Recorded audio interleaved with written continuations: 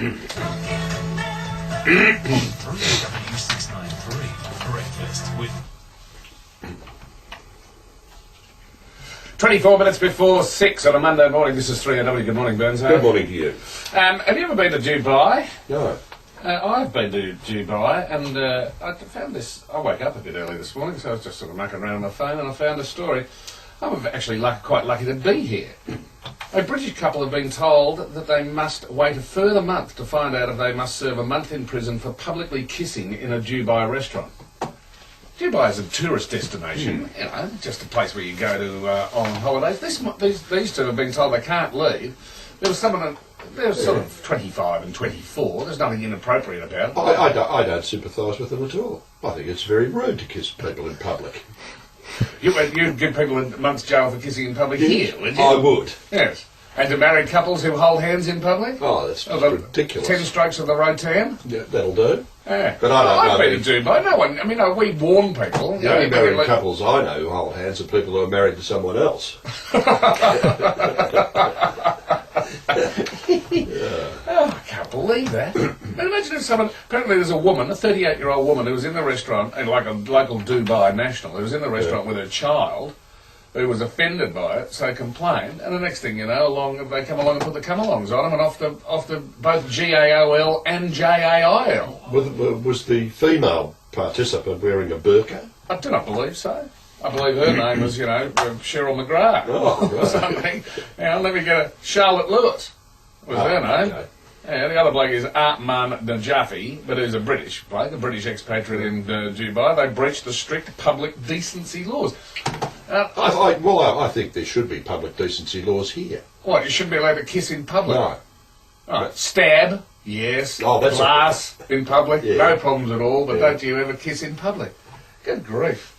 Anyway, the little-known laws of foreign climes. That should be in your passport. That little bit of paper that they give you where. DFAT should give you a document.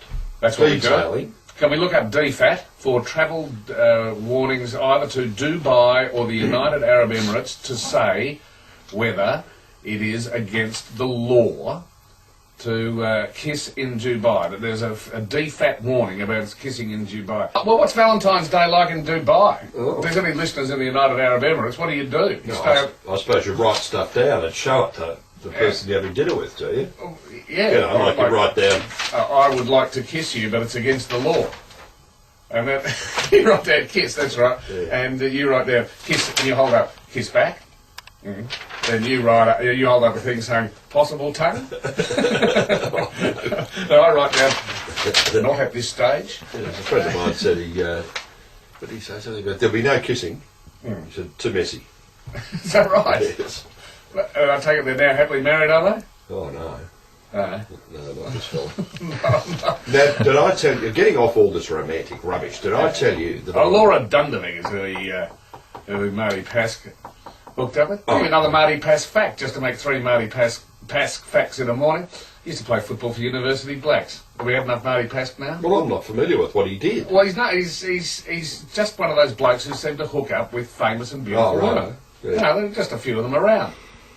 A bit like that bloke, who was it years ago, that used to hook up with our Elle Macpherson, who was called the Green Shield Stamps Heir, whatever his name was. Yeah, right. A very good-looking chap. Yes. What was his name?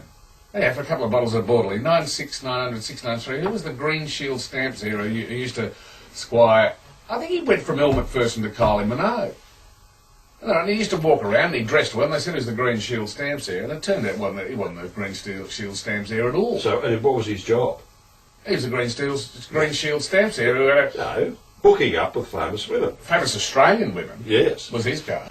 Right, so there you are at the intersection. Yeah, I'm facing You're in the car. a green light, and a lady driving a red 4-wheel drive comes from the right to travel towards my left when I hear bang, and she has been T-boned by a chap driving through A red light. in the opposite direction to me through a red light. And I saw his car, and all the front was mangled, and the big plastic bumper bar was hanging off it, and all the rest of it. And I thought, oh, he'll pull up over there. Did he pull up over there? He flattened it like Michael Schumacher at the start, and roared off down the street and did a righty in the first street with, you know, this noise of the bumper hanging on the ground, you know, the engine roaring and bits falling off and all the rest of it. So this lady then pulled up, and she was a nervous wreck. You know, she really had the Joe Blakes and everything. And there was another woman who got the number plate. Uh-huh. And I said, well, I'll tell you what I saw, and I told her. And then she's talking to the police, and she said, could you describe the car? So I described what I saw, described the car, described the driver. Oh my God, there they were. They needed a description of the car involved, and they got Rain Man. Anyway, they did. And the policeman said, "Yeah, right, okay. Look, you had me at Mazda." No, I didn't get the number plate, but I got everything else. So I said to the lady, "Look, here's my name and address and phone number. See you later." So that was fine. So then I got a phone call from the police officer. It's Constable Sean McAuliffe here from the police station up the road from your place. You were a witness to the accident, were you? And I said, yes, I was in there. And he said, can you give me a description? And I said, it was a grey Holden Commodore. It had flames painted down the side of it. And it was driven by a chap who looked to be about 50 years of age, who appeared to be of a racial origin emanating from the shores of the deep and unpolluted end of the Arabian Gulf. Right. And he said... Yeah. Okay. Is that your shorthand for Middle Eastern appearance? Yes. Oh. And he said, yeah, you're pretty good. I said, well, how do you know? He said, we got the bloke. Oh. He said, we went round to his house, and he said, there he was standing in the driveway. What was was this Senior Constable Glenn Ridge who was ringing up with quiz questions? They've already lumbered the bloke. Oh, no, he wants to see how good you are at describing what he looked like. Exactly. And I tell you what, you know that story about the short, fat, tall, short, thin man? Yeah. No, I don't. Anyway. Well, you do. I was just getting the conversation going. No, what happens is that when you ask, what they used to do in law lectures was they'd get someone to run through in front of the lecturer, and he'd say, righto, describe the person who ran through the theatre. And people would be, this is just a demonstration of the unreliability of the average witness, yes. right? Yeah. Some people said he was fat, some people said he was skinny, some said he had an overcoat, some said he was in a bikini, all the rest. You know? So he said to me, you're not bad. He said, the car you got right. He said, you've added, how old was the bloke? I said, about 50. He said, no, you've added 20 years to his age, he's 30. And I said, he looked like he came from the deep and unpolluted end of the Arabian Gulf. And he said, close. He said, he comes from a place where they like to eat curry. And I said, oh, well, you know, anyway. He said, this is one of the best. You're speaking, is this Colonel Flagg? You're both speaking in code. Yeah. All right. Anyway, it was a jovial conversation. Yeah, no, good. And he said he was standing in his driveway with his wife examining the damage to the car when we pulled up. And he said we pulled up at the end of his driveway and tooted the horn and waved at him. We thought it was quite amusing. Yeah. And he said, why didn't you stop after the accident? His reason was, he said, oh, that's right, no, it was the other driver's fault. Ah, that's a little-known provision of the Motor Car Act, is Yes, it? You don't have to stop when the prang's the other driver's fault. He said it was the other driver's fault. What if the other driver was 60% responsible? Well, that's why he left 40% of his car there. He then said, well, actually, I did stop. I stopped for 5 minutes. Oh, he might be telling